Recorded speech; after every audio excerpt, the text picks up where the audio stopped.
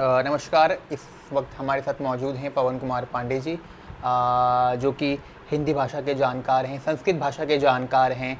इसके अलावा ये हिंदी के लेक्चरार हैं। इन्होंने कई सारी अपनी किताबें भी लिखी हुई हैं, आत्मकथाएँ लिखी हैं, हिंदी व्याकरण को लेकर के इन्होंने अपनी किताबें लिखी हैं, जो कि स्कूली बच्चों के बीच में काफ़ी प्रख्यात है किताब। आज हम इनके साथ मौजूद हैं चाय पर चर्चा करने के लिए। अब हम इनसे ही जानते हैं इनके बारे में विस्तार से। सर, धन्यवाद सैफ। और बहुत अच्छा लगता है कि हमारे बच्चे जब बहुत आगे बढ़ते हैं। और मैं बताना चाहूँगा सबसे पहले कि SCERT में मैंने टीचर्स मैनुअल लिखा था जी, जो कि मेरा काफ़ी फेमस हुआ। और संस्कृत के बहुत बड़े बड़े मूर्धन्य आए हुए थे लेखक, और एक से एक विद्वान थे वहाँ पे। और जब टीचर्स मैनुअल मैंने लिखा तो जब सेमिनार हुआ तो सारे ही टीचर जितने भी थे वो सभी मेरे से मिलने आए। जी, और मुझे बहुत खुशी हुई कि टीचर्स मैनुअल लिखने के लिए मुझे अवसर मिला।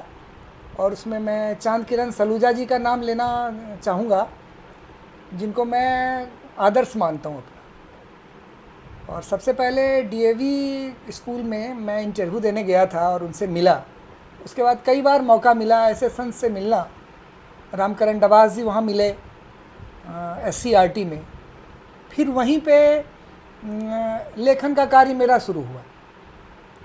और वहीं एक प्रतीक आया हमारे पास जो सनवीन्स या और कई पब्लिकेशन का काम करता है।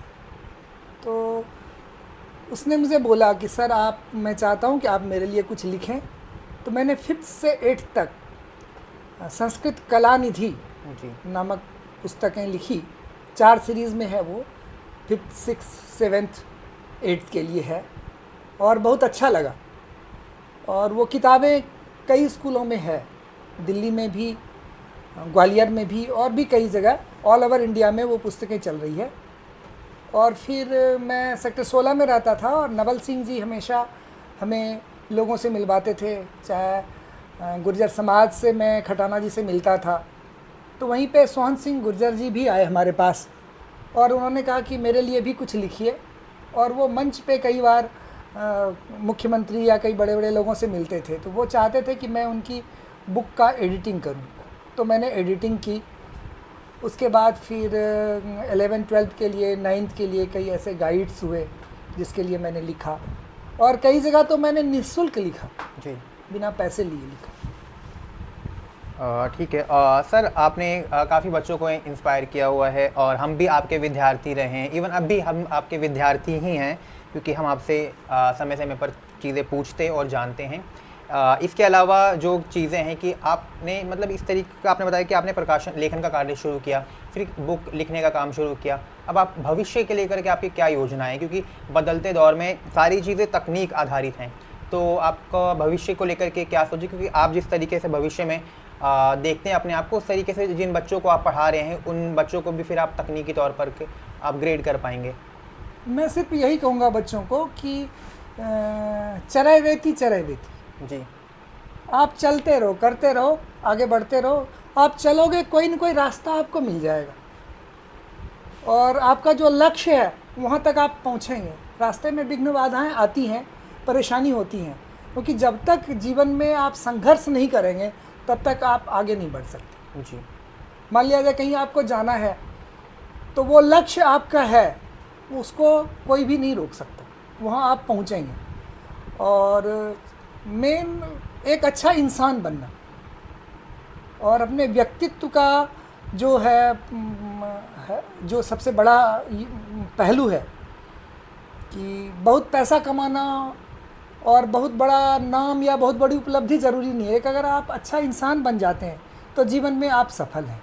मैं भारत विकास परिषद में भी जुड़ा और सेवा, संस्कार, समर्पण, ये सारी भावनाएं सुरेश जैन जी से भी मैं मिला।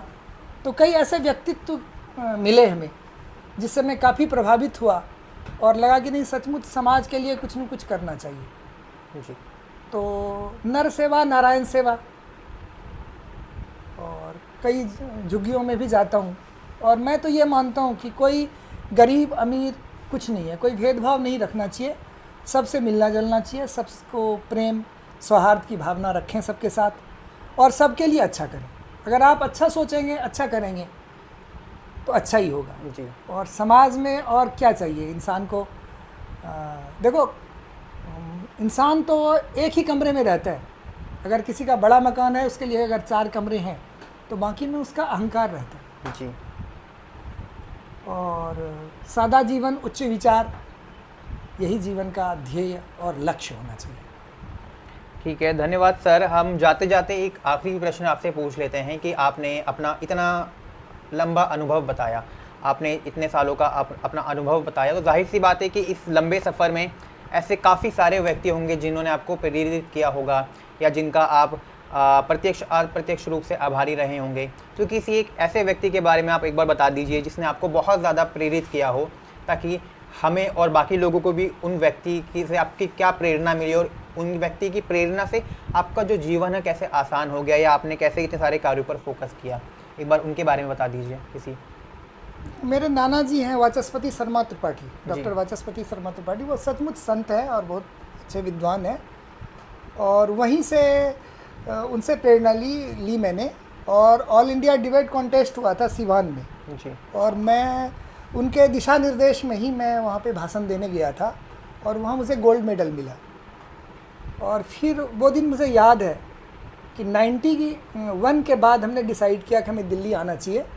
और फिर यहाँ आकर के भी मुझे अच्छे दोस्त मिल जाते हैं। जी और अगर वही मैंने बताया कि अगर आप जीवन में आगे बढ़ना चाहते हैं तो आपको कोई न कोई सहारा मिलेगा। जी और काफ़ी संघर्ष किए हमने, काफ़ी परेशानी हुई, आर्थिक अभाव भी रहा, लेकिन कई अच्छे दोस्त मिले जिन्होंने मुझे पूरा सहयोग किया और जिसके कारण मैं यहाँ पर हूँ जी अभी।